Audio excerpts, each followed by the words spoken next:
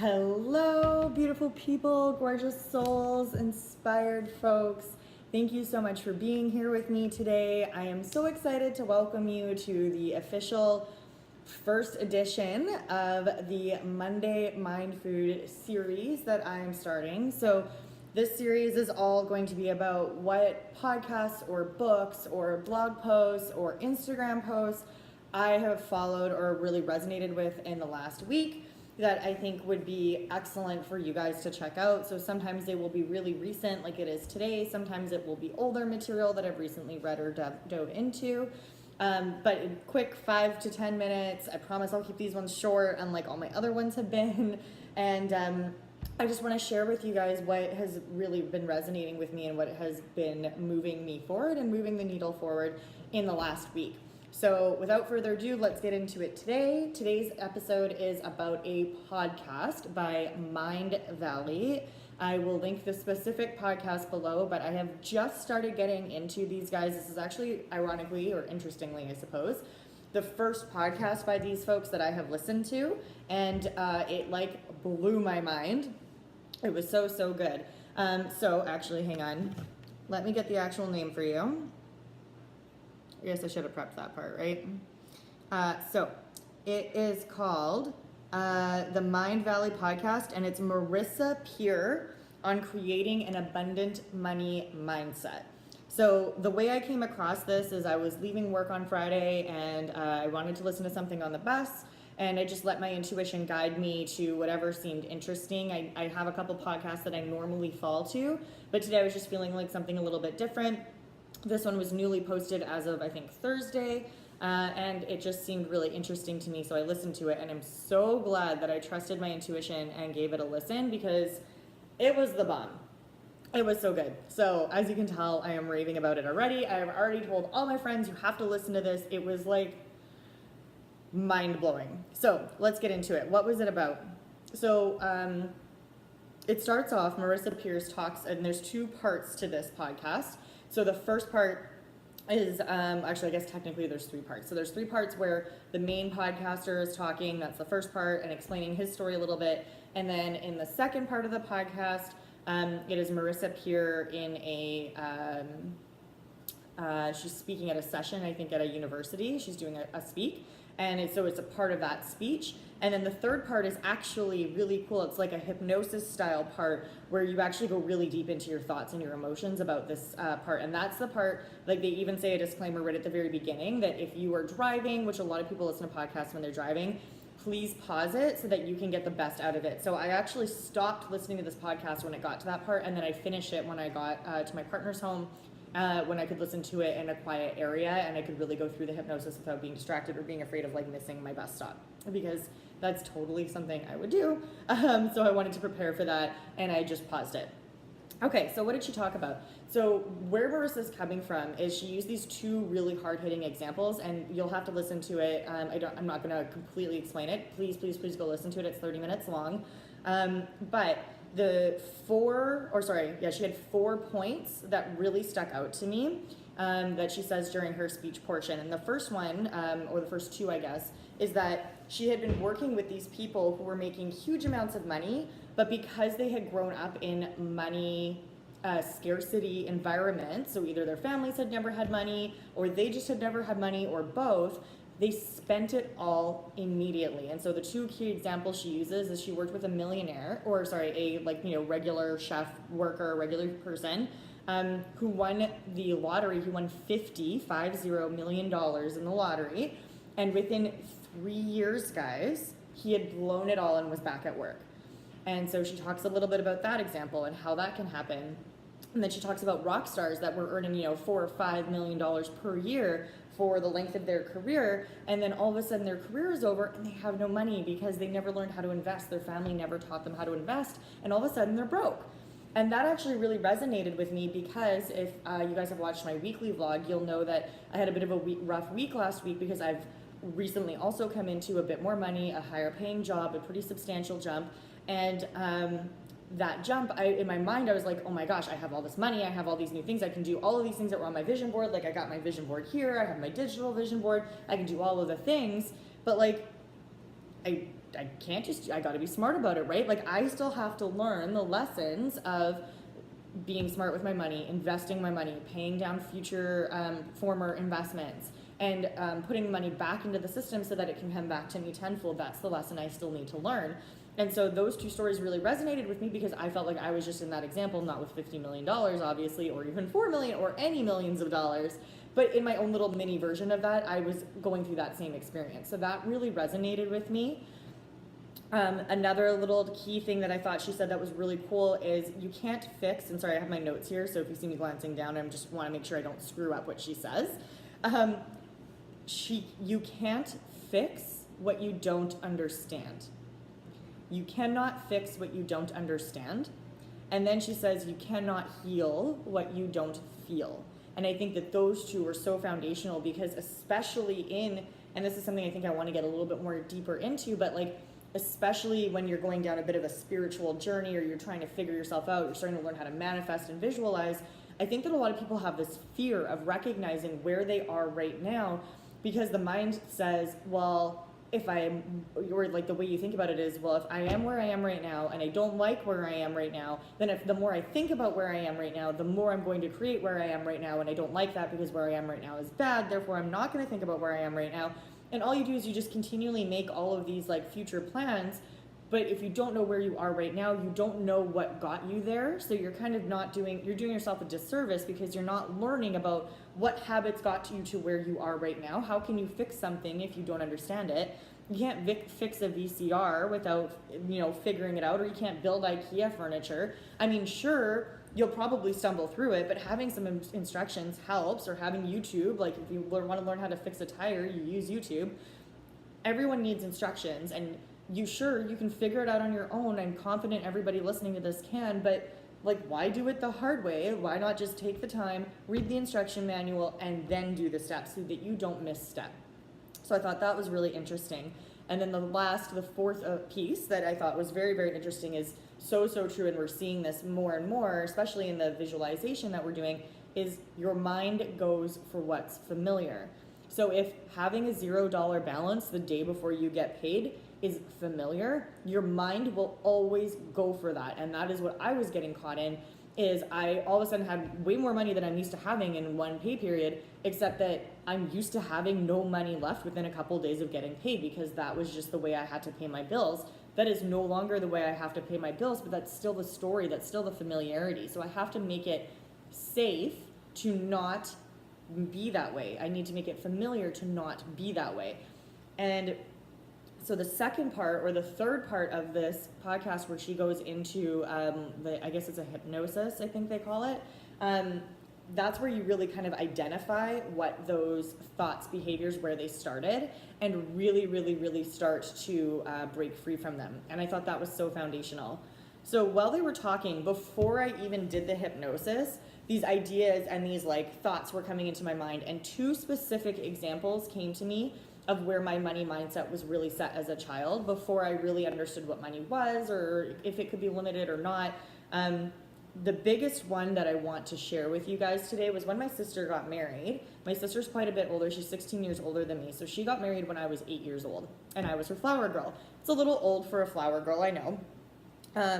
But they took me flower girl dress shopping. And I remember at 8 years old, they had two dresses that I got to try on. And one of them I loved. It was so girly and so glitzy, and it had these beautiful long, it looked like a mini wedding dress, to be honest with you guys. It was like, had these nice, and I remember it so clearly, these nice long sleeves with sequins all over them, and the whole thing was just beaded and sequined and gorgeous and glitzy and glam, and I loved it.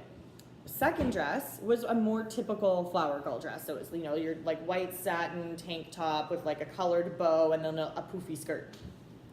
And I really did not like that second dress at all, you guys. To be honest with you, kind of hated it a little bit.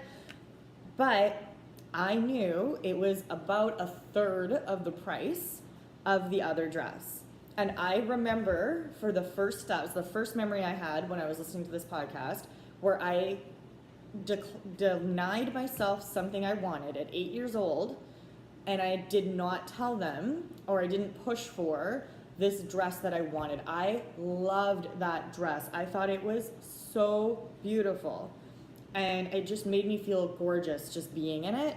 And I did not ask for it. They said you can have whichever one you want. They actually told me I could have whichever one I wanted. They did not put a restriction on me.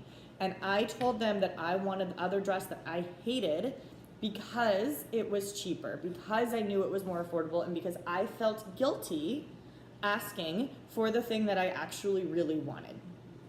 So that was something that came to mind to me before I had even gone through the hypnosis. So let that kind of resonate. Is I'm sure each of you listening to this has one of those stories that you can think to pretty quickly when you were somewhere probably between 6 and 10 years old, where you for the first time realized that, or started acting in a way and started forming the belief that you cannot have everything you want, which is a false belief, but that is the first time that you really started thinking it. Okay, now let's go after the hypnosis. Guys, I can't tell you how powerful this hypnosis was. I actually had 4 different experiences play through my mind, and I've done hypnosis a few times, but this is the first time that it was like this jaw-dropping for me. I had 4 key scenes that blew up in my mind, and I want to talk about a couple of them. I don't want to talk about all of them, but a few of them I want to share with you, that really solidified that these beliefs are beliefs that came from my family. And my family, I'm not, like, when you go through this journey, you're going to learn that so much of your conditioning and so much of what holds you back came from, in a lot of cases, your parents. And that's not because they didn't love you, and that's not because they were trying to hold you back. It's because they were doing what they knew was right, and they lived in a different world than we do. We know that the world is limitless. We know that the world is abundant, and we know that it is us that is holding ourselves back.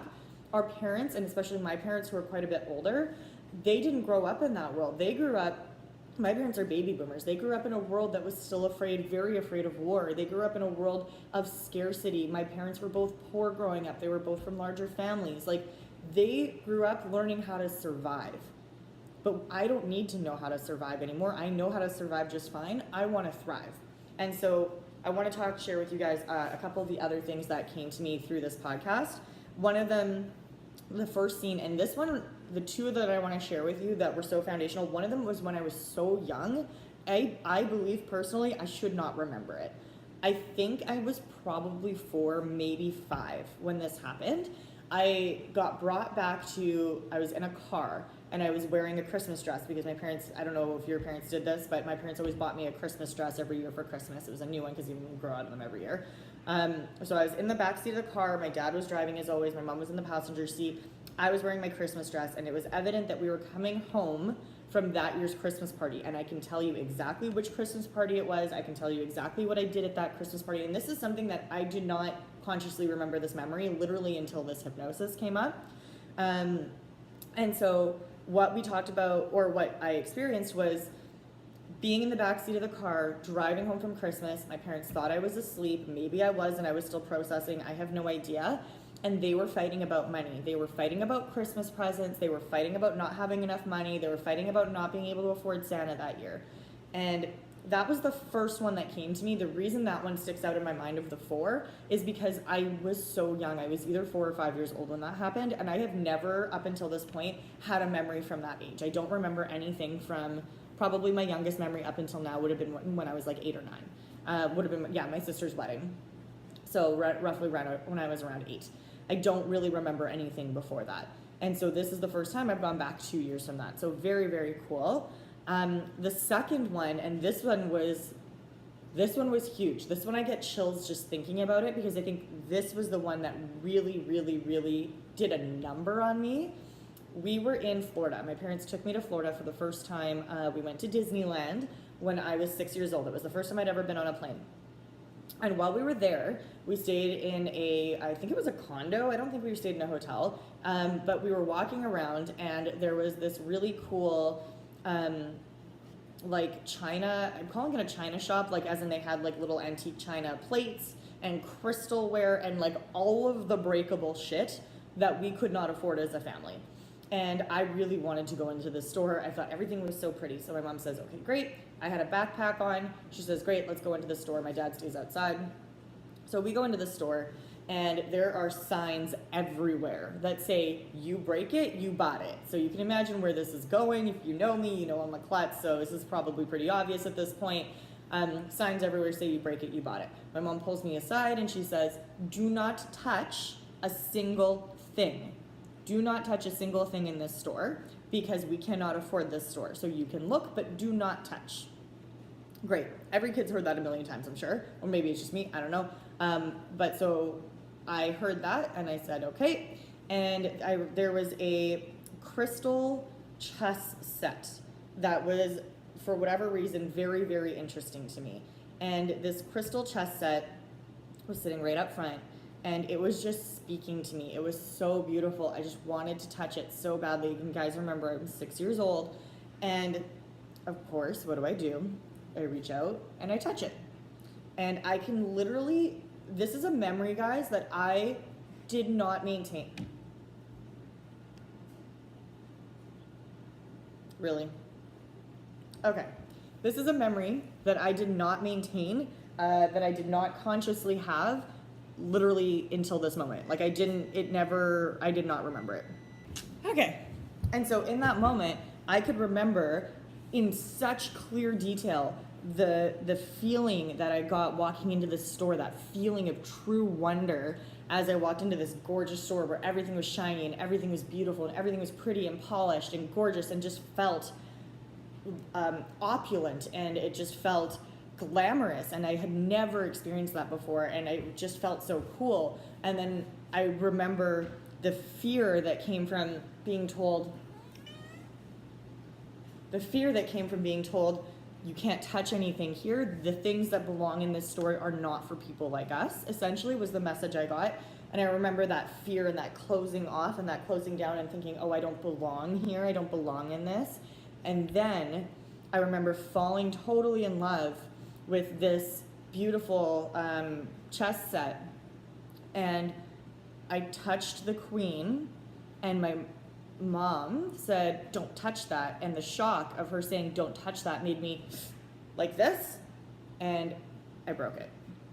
And in that moment, the amount of shame and fear that came over me in knowing that I had done exactly what my mother told me not to do, that she had warned me that I would break it, that we couldn't afford it, the amount of pressure that came onto me, that sinking, terrible feeling that came over me. And I actually hid it. I was so ashamed to admit that I had broke something. I actually took the broken figurine, put it in my pocket, and ran out of the store as the lady behind me was screaming because she knew that I had broken something. And my mom came running after me.